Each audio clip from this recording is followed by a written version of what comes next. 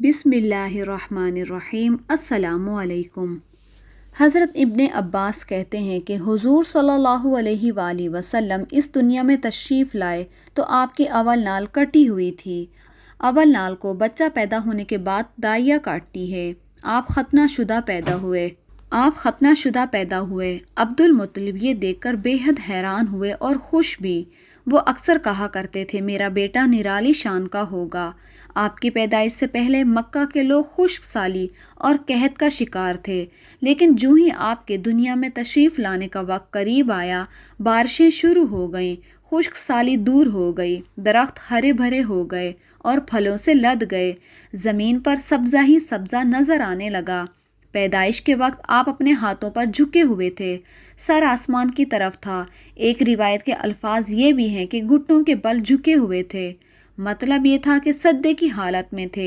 आपकी मुट्ठी बंद थी और शहादत की उंगली उठी हुई थी, जैसा कि हम नमाज में उठाते हैं।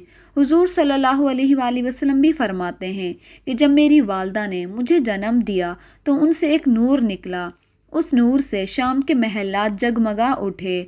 आप सल्लल्लाहु अलैहि वसल्लम की वालदा सैयदा आमना फरमाती हैं कि मोहम्मद सल्लल्लाहु अलैहि वसल्लम की पैदाइश के वक्त ज़ाहिर होने वाले नूर की रोशनी में मुझे बसरा में चलने वाले ऊँटों की गर्दनें तक नज़र आईं।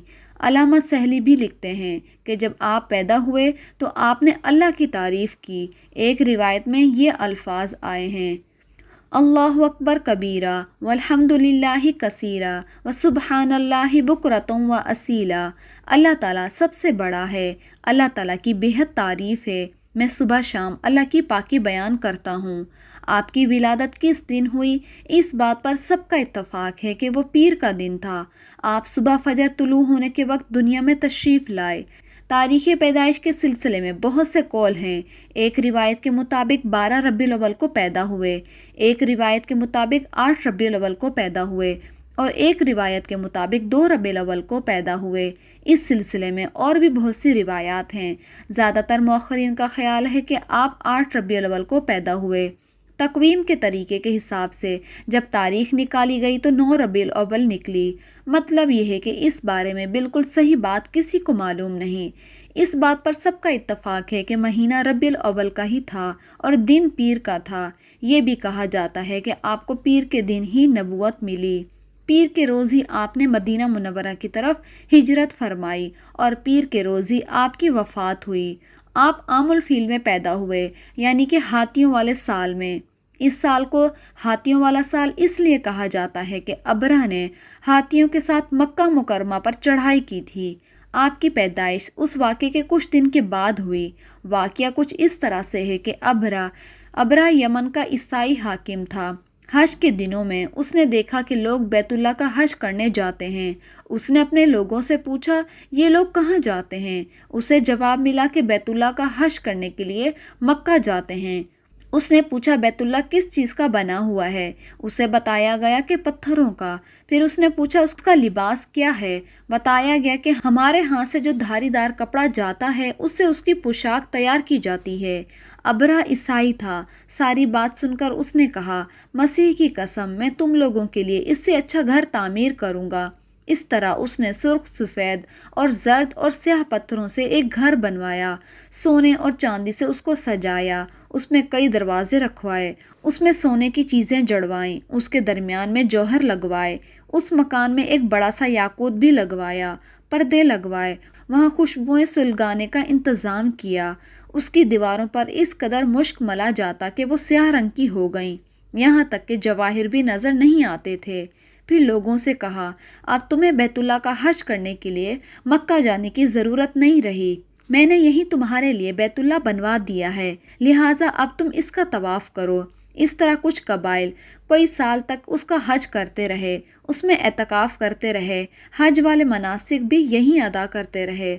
अरब के एक शख्स नफील खशमी को ये बात बर्दाश्त ना हो सकी। वो उस मसनूई खाना काबा के ख़िलाफ़ दिल ही दिल में कुढ़ता रहता। आखिर उसने दिल में ठान ली कि वो अबरा के इस इमारत को गंदा करके छोड़ेगा। फिर एक रात उसने चोरी छुपके उसमें जाके गंदगी डाल दी। अबरा को मालूम हुआ तो वो सख्त गज़बनाक हुआ और कहने लगा کہ یہ کارروائی کسی عرب نے اپنے کعبہ کے لیے کی ہے، میں اسے ڈھا دوں گا، اس کا ایک ایک پتھر توڑ دوں گا۔ اس نے شام اور حبشہ کو یہ تفصیلات لکھ دیں، ان سے درخواست کی کہ وہ اپنا ہاتھی بھیج دیں۔ ان کے ہاتھی کا نام محمود تھا۔ عزیز دوستو، یہ اس قدر بڑا ہاتھی تھا کہ اتنا بڑا ہاتھی روئے زمین پر دیکھنے میں نہیں آیا تھا۔ جب ہاتھی اس کے پاس پہنچ گیا تو وہ اپنی فوج لے کر نکلا، مکہ کا رخ کیا۔ یہ لشکر جب مکہ کے قریب و جوار میں پہنچا تو ابرہ نے فوج کو حکم دیا کہ ان لوگوں کے جانور لوٹ لیے جائیں، اور اس کے حکم پر فوجیوں نے جانور لوٹ لیے۔ ان میں عبد المطلب کے اونٹ بھی تھے۔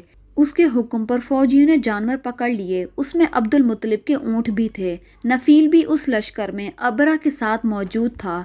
یہ عبد المطلب کا دوست تھا۔ عبد المطلب اس سے ملا اور اونٹوں کے سلسلے میں بات کی۔ نفیل نے ابرہ سے کہا، قریش کا سردار عبد المطلب آپ سے ملنا چاہتا ہے۔